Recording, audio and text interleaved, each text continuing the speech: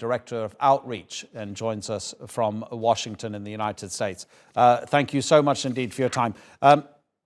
If, as it appears, Shireen was deliberately targeted, what does it say about the attitude of Israeli security forces towards Palestinians? Well, it's clearly reflective of the long-standing Israeli policy of willfully attacking journalists, medics, any non-combatants, without accountability whatsoever. This is Shireen Abu Aqla is the second Palestinian American to be killed in Palestine this year by Israeli forces. The first was Omar Asad, an elderly man who was brutally beaten and left to die in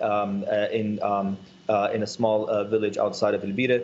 And this is something that we've been observing over time, where Israel will shoot and kill even medics and other journalists, especially in Gaza over the past several years. A number of Palestinian medics and journalists have been assassinated by sniper fire. They were deliberately targeted.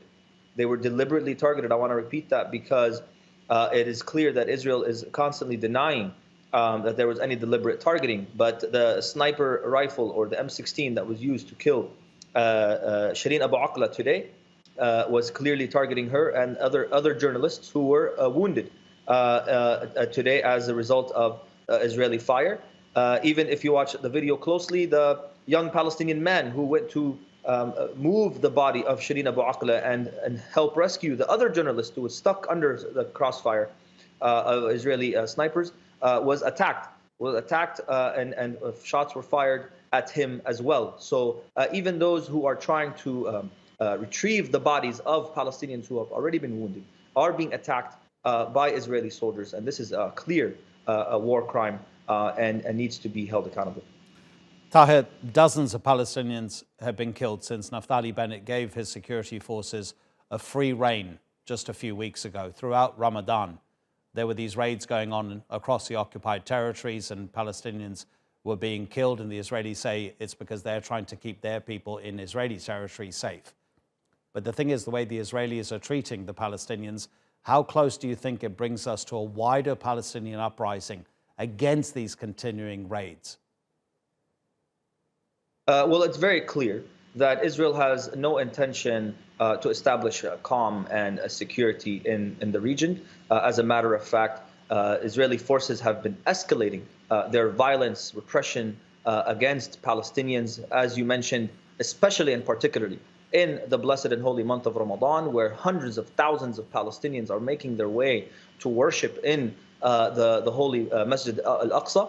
And Israel took that as an opportunity to punish the Palestinian people collectively, to increase tensions, and to assert its dominance over Palestinian holy spaces. And of course, this is not going to go unchallenged by the Palestinian people. This is going to be resisted, as the Palestinian people have an absolute right to resist Israel's occupation of Jerusalem, of East Jerusalem in particular, which is in accordance with international law. And so the situation that we are witnessing today is a result of Israel's belligerence, as a result of Israel's violent oppression of Palestinians. And any escalation, any further violence that continues, lies at the responsibility of the Israeli forces and the Israeli government, who seek not only to punish Palestinians and to torment them with this long-term occupation, but to also create a system, create a structure of oppression that continues in the long term, and that would require the Palestinians to submit rather than live their life freely and normally. Taher Herzallah, thank you so much for your time, Taher. I really appreciate it.